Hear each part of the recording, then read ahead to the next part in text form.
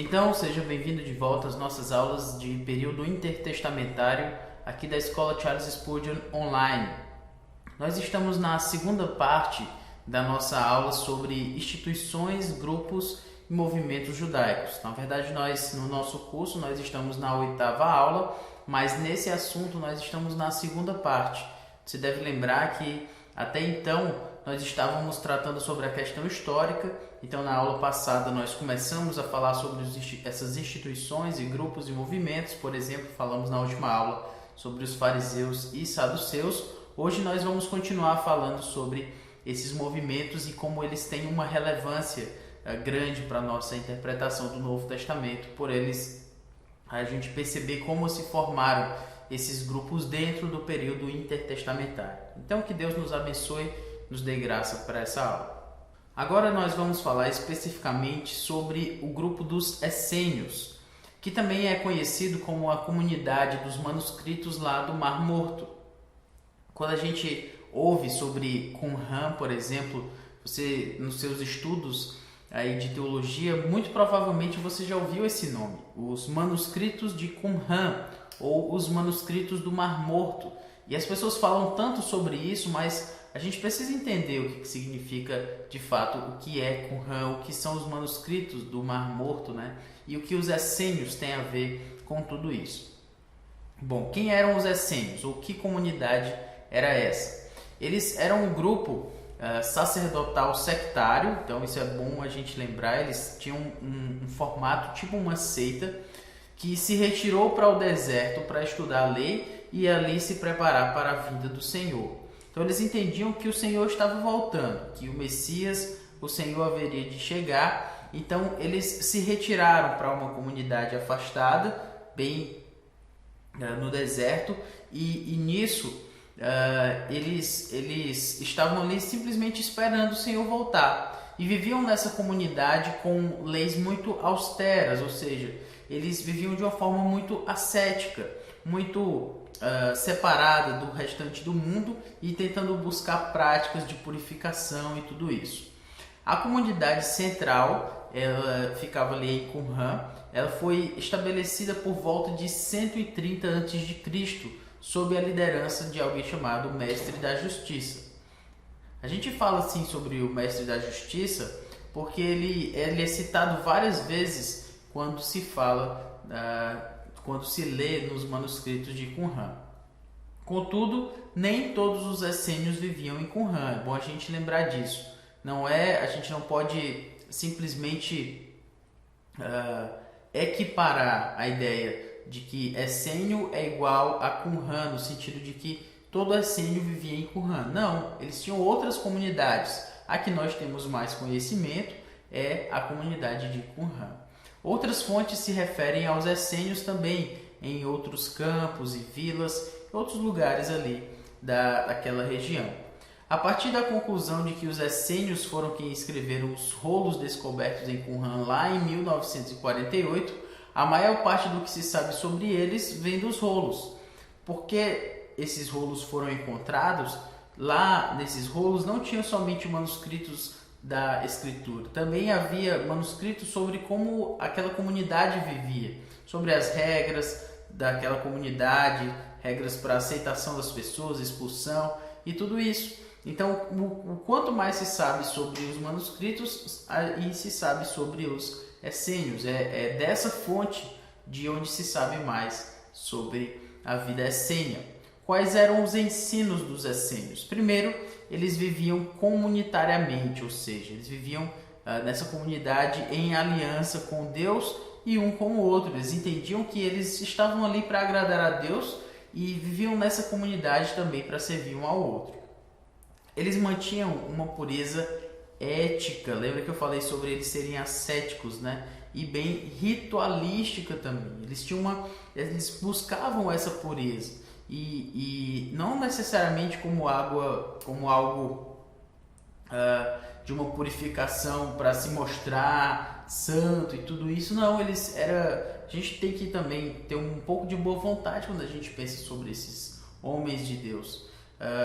Que eles estavam buscando a santificação. Obviamente não estavam buscando a forma mais correta, eles se separaram das pessoas, mas eles buscavam essa pureza ética e ritualística na crença de que eles eram o verdadeiro Israel. O problema, o fato de eles serem sectários é porque eles entendiam que eles eram o verdadeiro Israel, que o restante de Israel estava totalmente corrompido.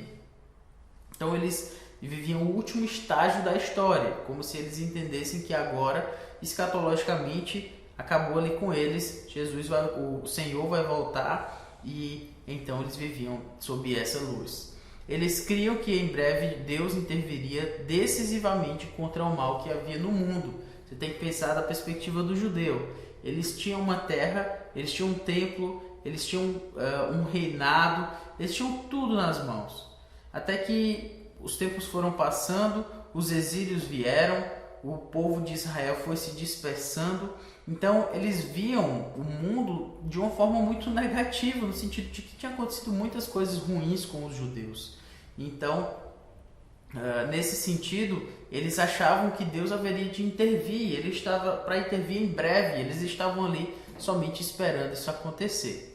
Eles eram os fiéis filhos da luz, como tem escrito lá, preparados para se juntarem a Deus na sua abordagem vitoriosa sobre os filhos das trevas. Então também essa visão maniqueísta, né? Tinha os filhos da luz, que eram eles, os filhos das trevas, e eles estavam ali nessa batalha contra os filhos das trevas. Eles esperavam a vinda de um profeta e de 2 messias. Eles estavam ali esperando a chegada desses personagens na sua história da redenção, né, deles. Esse foco escatológico ele era dado para a comunidade por esse chamado mestre da justiça, provavelmente o fundador da seita e certamente o seu líder mais influente, porque ele é citado várias e várias vezes nos manuscritos. Embora o mestre da justiça tenha sido morto pelo sacerdote maldito, suas interpretações dos livros do Antigo Testamento moldaram toda a perspectiva hermenêutica da comunidade de Qumran. Então, o mestre da justiça deixou uma perspectiva hermenêutica, uma perspectiva interpretativa acerca do Antigo Testamento. E foi essa interpretação dele, deixada pela sua própria tradição, que moldou a forma como essas pessoas, né, dessa seita, dos essênios, passaram a olhar para o Antigo Testamento. Então aqui, para que a gente tenha uma pequena ideia do que aconteceu naquela época, você tem aqui algumas cavernas em que foram encontradas, né? A caverna 3, 11, 1, 2, elas são chamadas assim, né? Caverna 1, caverna 6, caverna 5, enfim. Aqui na caverna 3, né? Você pode ver aqui que foram encontrados tesouros escondidos. Aqui foi encontrado o tesouro, o rolo do templo e também um rolo sobre o livro de Salmos. Aqui na primeira caverna havia 2 rolos de Isaías e o maior depósito das obras da seita, certo? Então ali foi encontrado aquele manual da disciplina que foi falado, o rolo da guerra, né, que falava sobre essa guerra dos filhos das trevas com os filho da luz. Também alguns comentários em Abacuque e o governo messiânico, ok? Aqui nessas cavernas mais ao sul, aqui era o maior depósito de manuscritos, então tinha fragmentos de mais ou menos 400 obras, incluindo pedaços, né, partes de todo o Antigo Testamento, né, todo o livro do Antigo Testamento, com a única exceção de Esté, e também alguns fragmentos dos apócrifos e dos livros pseudepígrafos. Então você tem aqui. Então nessas cavernas foram encontradas muitas coisas, tá?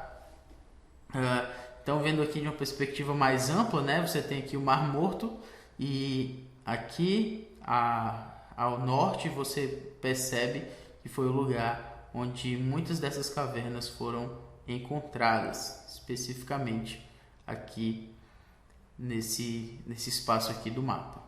Ainda falando sobre os essênios, a gente precisa falar sobre as suas organizações e práticas. O que eles faziam? Primeiro, alguns rolos, certos rolos, por exemplo, o manual da disciplina que foi encontrado, ele descrevia a organização e as práticas do grupo.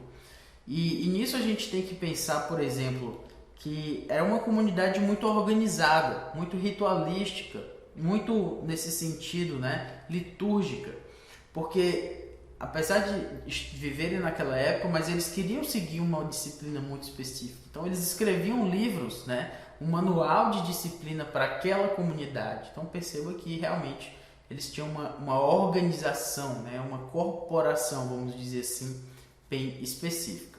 A comunidade era organizada então em uma hierarquia, certo? E essa hierarquia ela era dominada pelos sacerdotes. Então até mesmo dentro do grupo dos essênios, os sacerdotes tinham esse peso, né, de poder. Então havia essa hierarquia, ok? Então uma corte suprema ela era composta tanto por sacerdotes quanto por leigos, e essa corte suprema guiava a vida da comunidade, como se fosse o órgão de poder, de jurisdição, né, de juízo, de governo sobre aquelas pessoas. Era essa corte suprema que envolvia tanto sacerdotes como pessoas leigas. A comunidade se reunia nessas assembleias dos muitos, né, Assembleia dos Muitos, assim chamada, para discutir sobre questões importantes. Então, se havia alguma questão importante dentro da comunidade, havia uma sessão, lugar onde isso seria tratado. Cada membro podia falar, mas somente em ordem do nível estabelecido pelo concílio. Então, era algo democrático, mas ao mesmo tempo se levava em consideração a idade de cada um e aquilo que foi estabelecido por aquele concílio. A disciplina dentro da comunidade era severa, certo? Então, o que acontecia? Havia penalidades por infrações maiores e menores contra os padrões da comunidade. Isso era claramente delineado e posto em prática. Se alguém fugisse da linha, se alguém seguisse fora da disciplina que eles estavam colocando, então essa pessoa sofria as suas penalidades. Um supervisor dirigia os assuntos financeiros, então tinha uma espécie de tesoureiro também, e atribuía tarefas requeridas para as operações diárias da seita. Ele não era parecia não somente um tesoureiro, mas um gerente ali, mais ou menos, das tarefas que eram necessárias de cada um. Como eles viviam numa comunidade autossubsistente, eles precisavam dessa organização para que pudessem sobreviver. Então, a comunidade mantinha propriedade em comum. Então, como eu falei, as pessoas dividiam, né, compartilhavam tudo. E eles desdenhavam assim da riqueza e das distinções baseadas na riqueza. Como eles estavam fugindo da helenização, que tinha muito dessa questão do luxo, né, do chamar a atenção, eles estavam buscando uma comunidade austera, separada, e nisso poderem se mostrar como mais santos também, porque eles achavam que o restante estava tudo perdido. Então, eles desdenhavam das distinções que as pessoas faziam acima a partir da riqueza. Então, essa distinção de rico e pobre, mais pobre, eles desdenhavam disso, porque eles compartilhavam do que tinham, né? Eles praticavam 2 ritos em comum, que era uma refeição compartilhada e alguns banhos rituais. Alguns desses banhos diziam respeito ao banho que os escribas da comunidade tomavam quando eles iam escrever o nome de Deus, né, no Antigo Testamento, quando eles iam escrever o tetragrama, né, Yahweh. Quando eles iam escrever isso, o que eles faziam? Eles paravam a pena, iam lá, tomavam um banho ritualístico, voltavam, e aí eles poderiam escrever o nome de Yahweh. E aí, se aparecesse de novo, ele parava, deixava a pena, voltava lá, tomava seu banho. Então, tudo era muito ritualístico para todas as coisas. Bom, de acordo também com muitas fontes, os essênios praticavam o celibato, mas Joséfo sugere que alguns essênios eram casados. Então, isso aí fica um pouco em aberto aí pelos historiadores. Os candidatos à admissão na comunidade, eles encaravam um período de 2 a 3 anos, então perceba que não era fácil ser um essênio, né, de exames, instruções e disciplina. Um supervisor examinava cada membro inicialmente, cada candidato, né, inicialmente. Então, a princípio, as posses desse candidato eram estritamente separadas para posses da comunidade. Não era mais somente de uma pessoa só, mas agora da comunidade. Ele também não poderia participar em alguns dos ritos dentro da comunidade. Ele estava dentro, mas não estava dentro completamente, mais ou menos essa ideia. E novos candidatos eram integrados à comunidade em estágios, para só depois fazer parte do grupo. Então alguns queriam fazer parte, mas por estágios eles tentavam ser treinados, né, para chegar a essa ideia de serem essênios ou aqueles do manuscrito do Mar Morto. Bom, vamos falar agora sobre os rolos ali do Mar Morto, né? O que eram esses manuscritos, como se tratava sobre toda essa questão. Bom, os rolos eles foram copiados e estudados em Qumran e eles foram encontrados em um refúgio em numerosas cavernas, como a gente já falou no último mapa, que perfuravam os penhascos íngremes ali à beira do Mar Morto. Então foram encontrados assim meio que por acaso. Possivelmente eles eram colocados ali para proteção na chegada, no caso, do exército romano durante a primeira revolta dos judeus, como se eles meio que sentissem um medo de serem perseguidos e nessa perseguição eles terem todo o seu trabalho, né, o trabalho de muitas décadas, né, muito trabalho ali na produção desses manuscritos. Eles estavam com medo de perder tudo isso. Então meio que eles esconderam, não somente para esconder, mas para proteger esse material. Entre eles, especificamente aqui, os numerosos rolos e fragmentos encontrados em uma dúzia de cavernas de 1947 em diante, hoje são conhecidos como os manuscritos do Mar Morto. Então eles começaram a ser encontrados ali em 1947 e se estendeu aí algum tempo ainda de escavação ali, tudo isso, e eles são conhecidos hoje como os manuscritos do Mar Morto. Alguns manuscritos estão virtualmente intactos, por exemplo, o livro de Isaías. Inclusive, há uma forma de buscar o livro de Isaías, de olhar para esse manuscrito de Isaías na internet. Você pode pesquisar lá, colocar manuscrito do Mar Morto, Isaías, para que você possa mesmo navegar, como se você mesmo estivesse ali pegando no livro de Isaías ali, que foi encontrado em Qumran. E ele estava praticamente intacto, ele estava completo praticamente. Segundo o livro de Esther, somente o livro de Esther é que não está presente no material do Antigo Testamento. Todo o restante dos livros do Antigo Testamento está presente. Nem todos estão ali completamente, mas estão presentes. Outros rolos contêm interpretações de livros proféticos, como Naum e Abacuque. Também escritos judaicos não canônicos também estão entre os documentos, então os pseudepígrafos, os apócrifos, bem como também os documentos sectários, né, que ordenavam a vida ali da comunidade, como a gente já falou.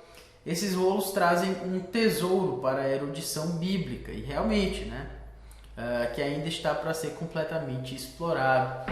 Interessante sobre essa época, sobre essa situação, é que esses manuscritos, alguns deles foram até mesmo assim comercializados, assim, até que fosse feita de fato a descoberta da real importância, do real valor dessa descoberta. E isso faz também de Qumran ser uma das maiores, se não a maior descoberta arqueológica, né?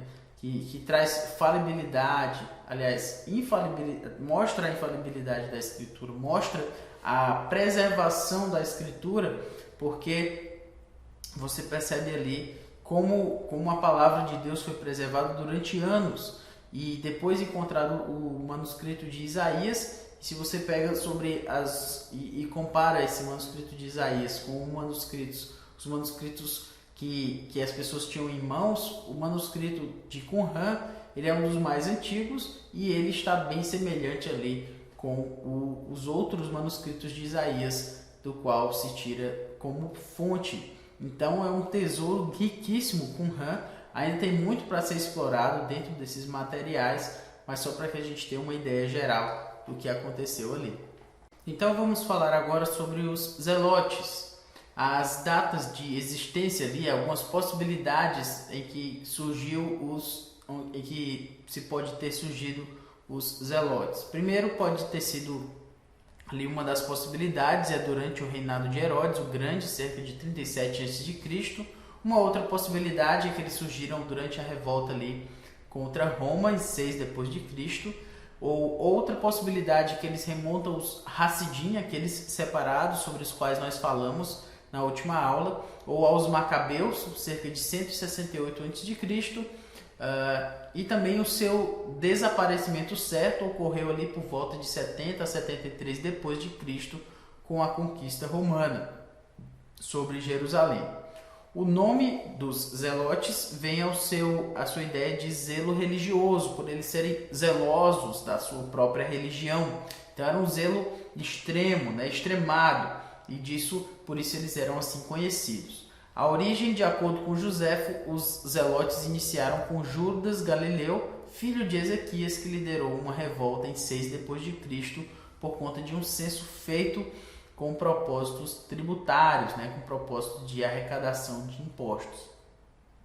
O segmento da sociedade que dizia respeito aos zelotes era uma ala extrema dos fariseus. Era o pessoal que estava ali extremamente revoltado com a situação e eles queriam uma reforma de tudo isso. As crenças, quais eram as crenças dos zelotes? Primeiro, semelhantes aos fariseus, com a seguinte exceção: eles acreditavam fortemente que somente Deus tinha o direito de governar sobre os judeus. Então havia um patriotismo e uma religião que se tornavam completamente inseparáveis. Eles não aceitavam que houvesse outro domínio sobre o povo de Israel que não fosse do próprio Deus.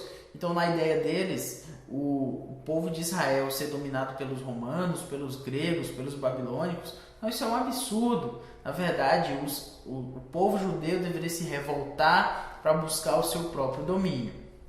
Então, eles criam que a obediência total, ou seja, a ideia de que, apoiada por medidas físicas e drásticas nesse sentido, deveria ser aparentemente diante de Deus e tiraria a era messiânica, ou seja, a sua obediência deveria ser somente a Deus e qualquer obediência ao Estado, que não fosse do Estado de Deus, do Estado judaico, seria completamente inadmissível. Então eles eram fanáticos na sua fé judaica e na sua devoção à lei, até o ponto do martírio. Se fosse necessário, por eles serem extremados, eles poderiam ir até o martírio, até morrerem por essas causas que a gente tem falado aqui. Então, algumas referências bíblicas sobre os zelotes. Você pode perceber lá em Mateus 10, versículo 4, Simão o Zelote, um dos apóstolos aqui, Judas Iscariotes, que foi o traiu. A estes 12 enviou Jesus, dando-lhes as seguintes instruções: não torneis rumo aos gentios, nem entreis em cidade dos samaritanos, ali em Mateus 10, 4 até o versículo 5. Também você tem Marcos 3, Lucas 6, Atos 1, também são citações ali, mas todas elas se referindo a esse Simão, o Zelote. Bom, algumas atividades dos zelotes. Primeiro, eles se opunham extremamente ao governo romano sobre a Palestina. Então, eles eram uma oposição ferrenha e completamente clara da parte deles de que eles não aceitavam o governo de quem quer que fosse sobre o povo judaico. Eles se opunham também extremamente à paz com Roma. Eles achavam que não se devia ter paz com esse povo dominador. Recusavam-se a pagar impostos, e isso aqui é bem importante a gente perceber, porque quando se vai ao Senhor Jesus Cristo, uma passagem que até que a gente vai já falar sobre ela, mas quando se pergunta se deve se pagar tributo a César ou não e tudo, na verdade eles estavam querendo também meio que dar uma em Jesus Cristo para que ele pudesse talvez ser pego naquilo e ser considerado um zelote que achava que não deveria pagar os impostos. Então os zelotes achavam assim, e os que acusavam Jesus Cristo queriam acusá-lo de ser um zelote também. Bom, eles demonstravam-se também contra o uso da língua grega na Palestina. Para eles deveria se usar o hebraico, o aramaico, mas não a língua grega, porque a língua grega era a língua do povo dominador, né? Ou do que já foi dominador. Eles não aceitavam também.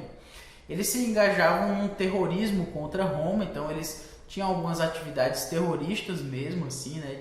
De vandalismo e tudo isso. E outros também com quem eles discordavam politicamente também agiam de forma terrorista também.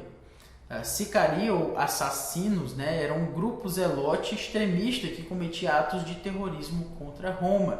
Então eles faziam esses atos de terrorismo baseados na sua religião, nada muito diferente do que a gente tem hoje até. Por último, nós precisamos falar sobre os herodianos. Qual foi a data de existência deles? Bom, eles existiram durante os tempos da dinastia herodiana, que iniciou com Herodes o Grande em 37 a.C. Então eles viviam ali durante aquela época. O seu desaparecimento é um pouco incerto, não se sabe exatamente quando foi que desapareceram os herodianos. O seu nome era baseado em seu suporte aos governantes herodianos. Então, obviamente, os herodianos apoiavam aqueles que eram de Herodes. A sua origem também não se sabe exatamente. Os segmentos da sociedade, isso é importante, eles eram ricos, judeus politicamente influentes que apoiavam Herodes Antipas ou qualquer descendente de Herodes o Grande como governante sobre a Palestina. Então, era mais ou menos uma espécie ali de aristocratas, né, que apoiavam os que estavam no poder, os que descendiam de Herodes. Então, Judéia e Samaria estavam sob os governantes romanos nessa época, é bom a gente lembrar, e os herodianos apoiavam aqueles lá que estavam no poder. As crenças, eles não eram um grupo tanto religioso, mas um grupo mais político, especificamente, e provavelmente a sua membresia era composta por representantes de perspectivas teológicas variadas. Não era uma questão muito teológica ou religiosa, era mais uma questão política que unia os herodianos. Algumas referências bíblicas, e uma bem importante, está em Mateus capítulo 22, de 5 a 22. Vou ler até do 15 ao 17 para a gente ter uma ideia. Então, retirando-se os fariseus, consultaram entre si como surpreenderiam em alguma palavra, surpreenderiam o Senhor Jesus Cristo. E enviaram-lhe discípulos, juntamente com os herodianos, para dizer-lhe: Mestre, sabemos que és verdade e que ensinas o caminho de Deus, de acordo com a verdade, sem te importares com quem quer que seja, porque não olhas a aparência dos homens. Dize-nos, pois, que te parece? É lícito pagar tributo a César ou não? Lembre-se de que Herodes, ele estava ali, mas ele estava sob o serviço de Roma, né? Ele estava servindo ao Império Maior. Então, os herodianos, eles defendiam o Estado romano porque eles defendiam Herodes. Então, era mais uma questão ali de defesa política do que estavam na situação ali, no poder. E eles chegaram para Jesus Cristo para ver se Jesus Cristo caía na deles, no sentido de que se Jesus Cristo falasse que não se deveria pagar tributo a César, então eles estavam cometendo um crime. Então, por conta desse motivo é que eles tentaram ali pregar uma armadilha, né, com relação ao Senhor Jesus Cristo. Não conseguiram. Jesus Cristo deu uma resposta maravilhosa e disse: dai a César o que é de César e dai a Deus o que é de Deus, né? Para que houvesse uma separação aí entre igreja e Estado, né? O Estado tem a sua esfera de poder, a sua esfera de soberania, e a igreja tem a sua esfera de soberania, se a gente quiser aqui tratar termos mais, como se diz, caiperianos, né? Bom, Marcos 3, 6, 8, 15, 12, 13 a 17 também cita ali os herodianos. As suas atividades, eles apoiavam Herodes e a dinastia herodiana, eles aceitavam a helenização.